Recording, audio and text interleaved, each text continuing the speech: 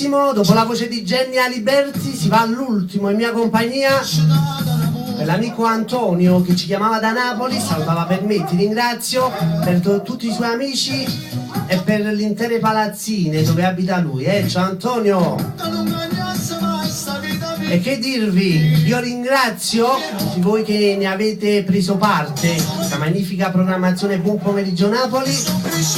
Ringrazio per tutte le persone che hanno collaborato, per le persone che non hanno potuto collaborare. L'appuntamento con me si rinnova venerdì prossimo dalle ore 15 qui a Radio Onda Verde, sempre sintonizzati sui 97-800 MHz. Io ringrazio veramente di cuore per le persone che ci hanno guardato e ascoltato tramite internet e un bacio da parte mia per gli amici di Facebook, che non lo faccio mai a chiusura di programma. Ragazzi, vi saluto, vi ringrazio per il gentile e cortese ascolto, sperando che voce e programma sia stato di vostro gradimento. E con me a risentirci a venerdì prossimo dalle ore 15, sempre qui a Radio Onda Verde. Un ciao ciao, alla prossima, ciao!